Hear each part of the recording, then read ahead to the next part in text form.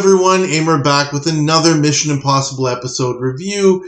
This time, as we kind of play out the string, I'm doing Season 7, Episode 17, which is called The Fountain. So, this one starts with a guy named Matthew Drake reviewing syndicate profit reports. He's joined by Tom Bachman, who expresses his concern that Drake is pushing him out of his business, and shows Drake that the entire room is ready to defend him.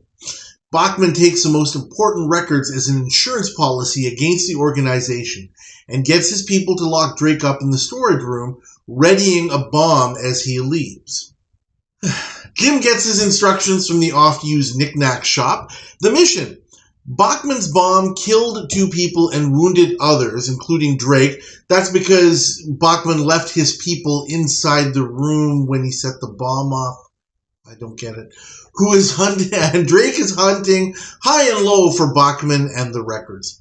The IMF must get them back before Drake does.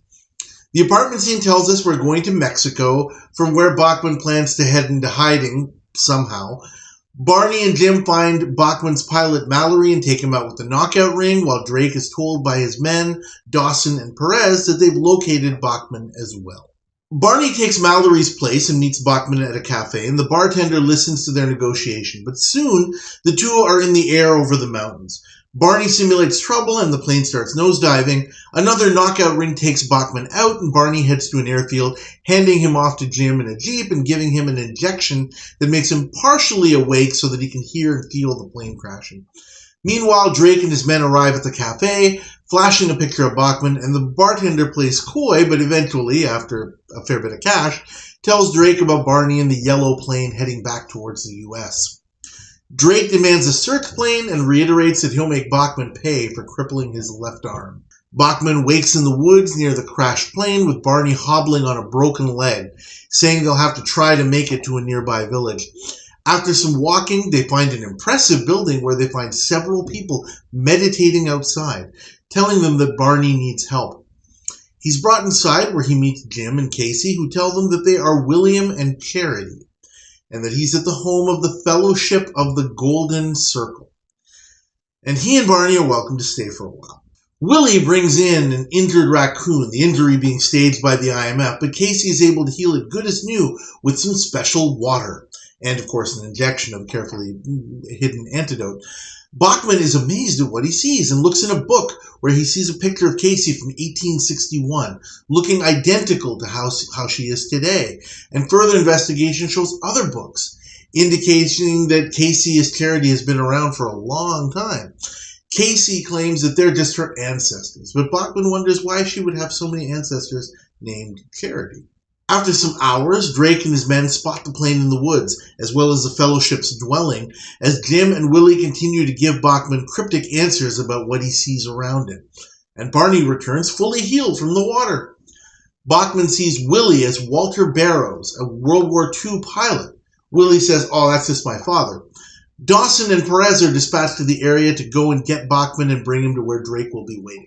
That night, the IMF allows Bachman to watch as Casey goes into a hidden passage. He follows her in, past the old-timey picture of Jim from 1838.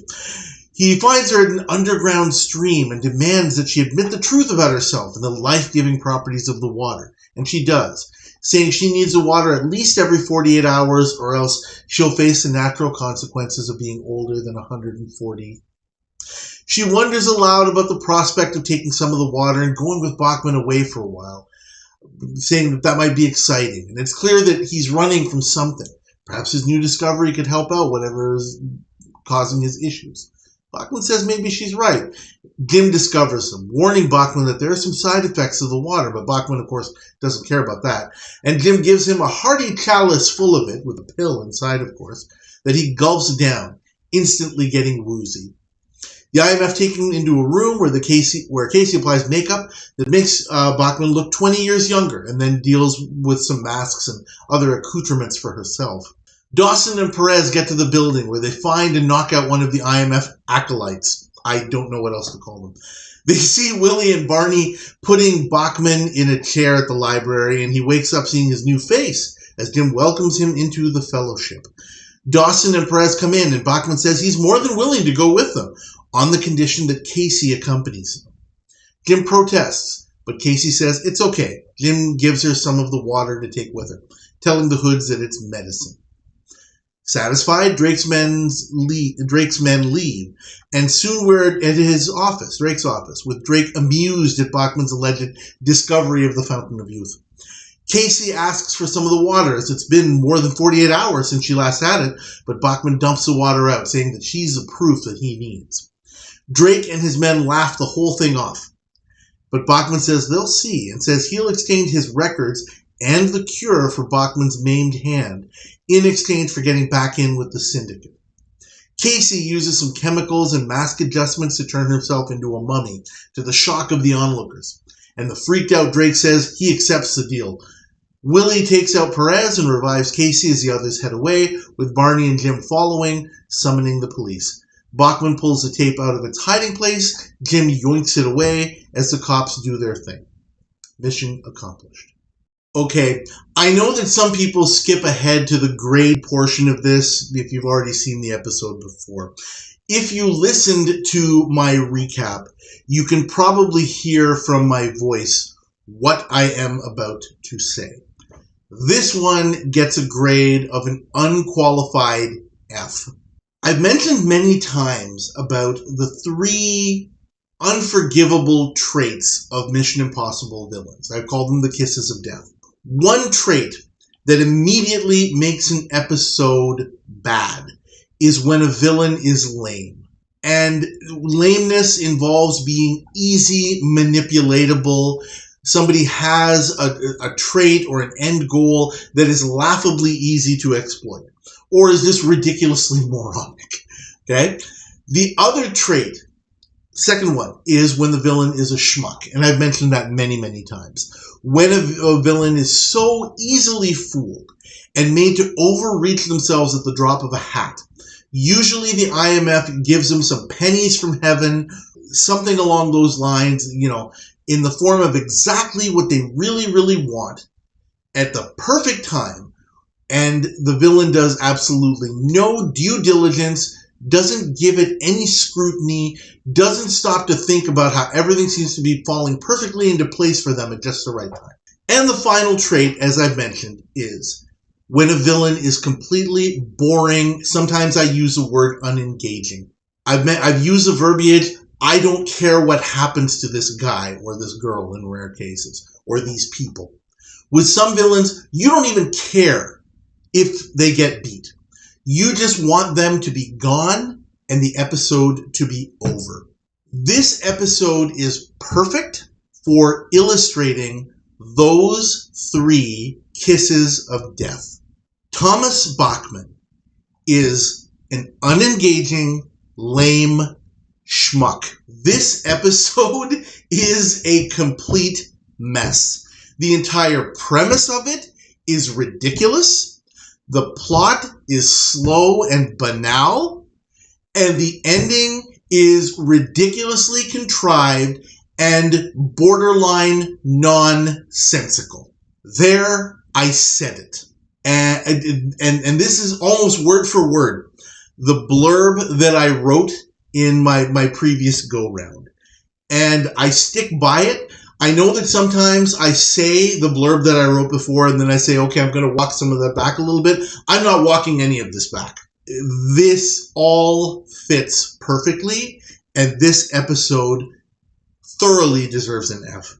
Before I go too much further and discuss a few specific things, it's interesting to note that this episode was written by Stephen Kandel. He actually wrote the previous episode, The Question. I'm just going to leave that out there. He wrote that episode, and he wrote this episode. Just goes to show you can't hit a home run every time. I looked for something good in this episode. I really tried hard. I wanted to find something. There's got to be something, right? I'm sorry. I really couldn't find it. So let's just go straight to the bad. Right from the very beginning, Thomas Bachman sets the tone by setting off his bomb while his supposedly loyal people who stuck up for him and pointed guns at an underworld mob boss for him, and he puts him in a room and sets off a bomb that kills 2 people and injures 3 others, including Matthew Drake. Wow. I just don't know what to say about that level of stupid. I really don't. Then he's escaped to Mexico, apparently, and then what does he do? He charters a plane. Where's the plane going? Back towards the United States. What? What's going on here? I don't get this. What are the writers and producers thinking? I don't get it. Thinking back to earlier episodes, this one reminds me somewhat of Encore from back in season 6. The technique is sort of similar in terms of what the IMF is doing. They're trying to convince a guy, not that he's kind of gone back in time, but he's turned back the clock with the use of, cosmetics and makeup and Casey's techniques. But George Maharis, good actor.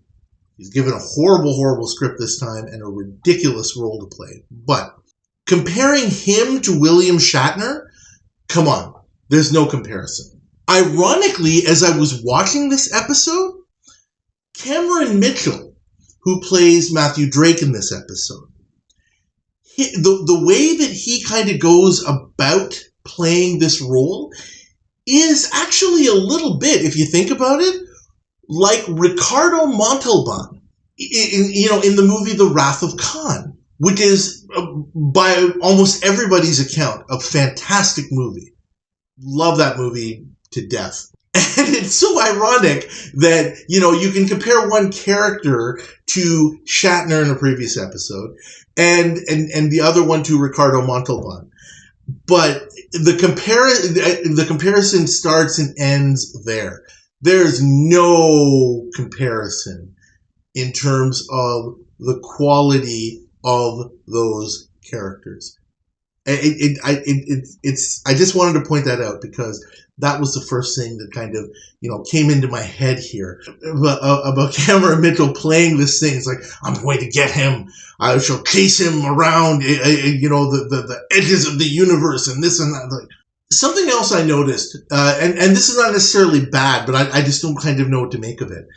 When Bachman sees Casey go to the stream of life, I don't know what else to call it, there's music playing that sounds like a tune you would hear from a music box.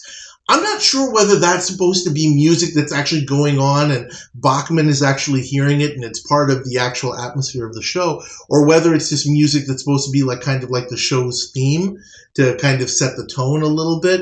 It just seemed kind of weird to me, and I didn't really know what to make of that. Again, so much bizarre stuff going on in this episode. And then we have to go towards the entire, I don't even know what to say, the premise, the ending, the raison d'etre of this whole episode, the whole thing that the writers are trying to get us to believe here is Matthew Drake is going to give up his vendetta against Tom Bachman for the chance to be healed. And more importantly, for the IMF's mission, Bachman is going to offer the records back to Drake and to the organization and say, I want back in, or at the very least stop casing me, let's just be done with this. That's what he's hoping for. I want somebody to try to explain to me how exactly all of that is supposed to work. Drake and his dudes know where the Fellowship of the Golden Circle's lair, I don't know what else to call it, I really don't, where their lair is. If they want to go to the stream of life, what exactly is supposed to stop them from doing that? They don't need Bachman. They can just go get the water if they want. And maybe, just maybe that's exactly what Drake was planning to do. Once he got Bachman, who's obviously stupid enough to say, I'll give you the records, Bachman is dumb enough to trust him and say, hey, I'll take you there. Drake could have just offed him and said, hey, thanks for the records. Boom. right? And that would have, sealed the deal. Everything about this is just dumb.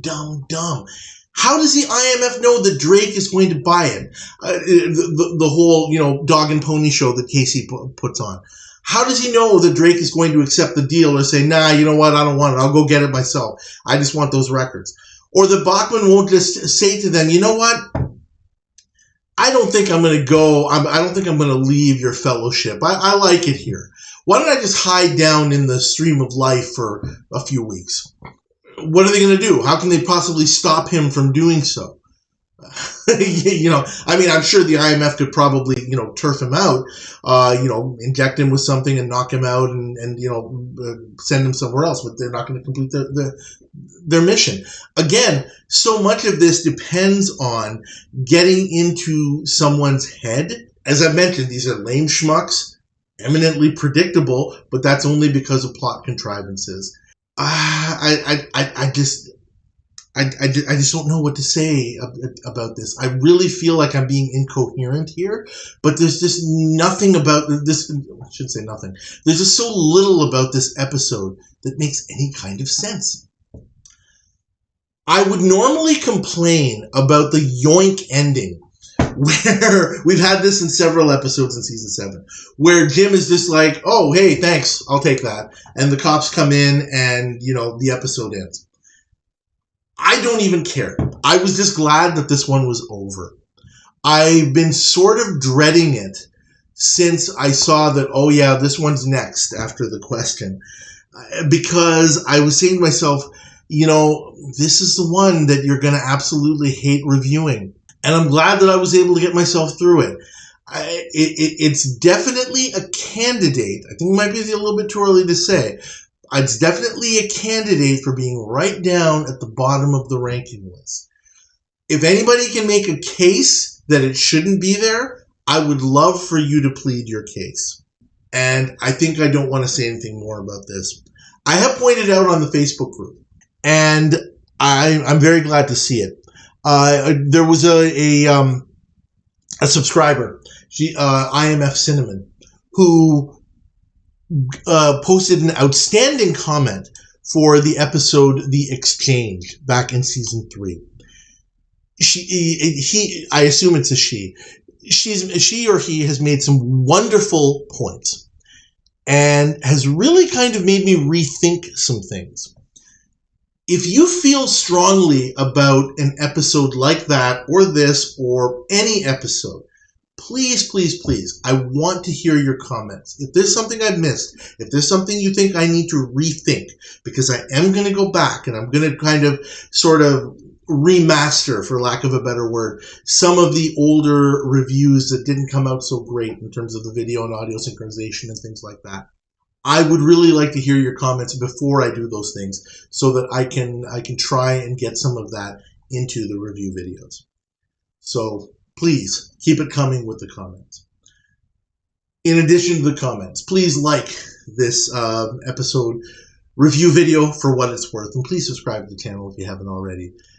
Let's move on from this one and hope for better in the last 5 episodes that we've got.